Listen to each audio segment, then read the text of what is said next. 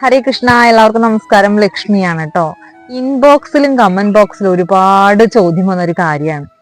ഒട്ടനവധി ഭക്തർ ചോദിച്ചൊരു കാര്യമാണ്, ഗുരുവായൂർ ക്ഷേത്രത്തിൽ എവിടെയാണ് പാൽപ്പായസം റെസീറ്റ് ആക്കാൻ സാധിക്കുക, അതുപോലെ തന്നെ പാൽപ്പായസം റെസീറ്റ് ആക്കി കഴിഞ്ഞാൽ എവിടെ നിന്നാണ് വാങ്ങിക്കാൻ സാധിക്കുക എന്ന് ഒരുപാട് ഭക്തർ ചോദിച്ചൊരു കാര്യമാണ്. ഗുരുവായൂർ ക്ഷേത്രം മഹാക്ഷേത്രമാണ്. പല സ്ഥലത്തു നിന്നുള്ള ആളുകൾ വരുന്നൊരു ക്ഷേത്രമാണ്. അതുകൊണ്ട് തന്നെ അവർക്ക് എവിടെയാണ് റെസീറ്റ് ആക്കാൻ സാധിക്കുക, അതുപോലെ തന്നെ പായസം എവിടെ വാങ്ങിക്കാൻ സാധിക്കുമെന്ന് അറിയാത്ത ആളുകളാണ്. ഗുരുവായൂർ ക്ഷേത്രത്തിൽ ചുറ്റമ്പലത്തിന്റെ ഉള്ളിൽ നമുക്ക് പാൽപ്പായസം റെസീറ്റ് ആക്കാൻ സാധിക്കും.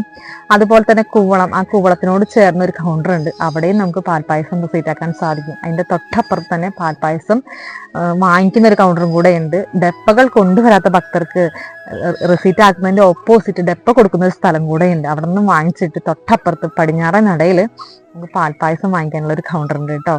അപ്പോൾ ഒത്തിരി ഭക്തർ ചോദിച്ച ഒരു കാര്യമാണ്. സർവം ശ്രീകൃഷ്ണാർപ്പണമസ്തു.